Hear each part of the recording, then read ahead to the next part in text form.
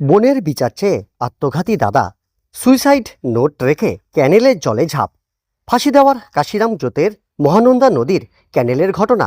জানা গেছে, এদিন সকালে শিলিগুড়ির মিলনপল্লীর মনোজ ডালমিয়া নামে এক ব্যক্তি কাশিরাম জোতের মহানন্দা নদীর ক্যানেলে ঘোরাঘুরি করে। আচমকাই নিজের স্কুটি থেকে নেমে মহানন্দা নদীর জলে ঝাঁপ দিয়ে তলিয়ে যায়। পরে ঘটনার খবর ছড়িয়ে পড়তেই ফাঁসি দেওয়া থানার পুলিশ ঘটনাস্থলে পৌঁছে মৃতদেহ উদ্ধারের কাজ শুরু করে।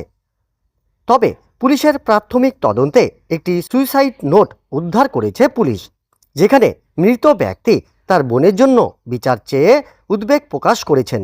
পুলিশের অনুমান, পারিবারিক সমস্যার কারণে আত্মঘাতী হয়েছে মনোজ। তিনি শিলিগুড়ির মিলনপল্লীর ব্যবসায়ী ছিলেন।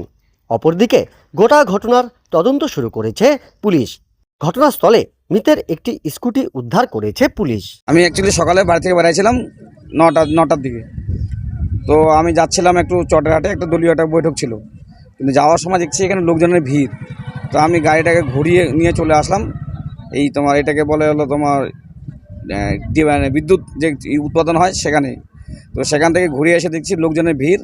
সেখানে জানতে পারলাম যে পুলিশও আসছে, ফাঁসিদা থানার পুলিশ আসছে। তো এখানে জানতে পারলাম যে একটা স্কুটি আছে এখানে, WB 74 AE 7137 4 নাম্বার। কিন্তু পরে দেখা গেল একটা সুইসাইড নোট এখানে পাওয়া গেছে এবং একটা মোবাইল পাওয়া গেছে, সেটা পুলিশ উদ্ধার করেছে। সেখানে নাম পাওয়া গেল মনোজ কুমার ডালমিয়া, যার নাম, এবং মিলনপল্লী শিলিগুড়িতে ওনার বাড়ি।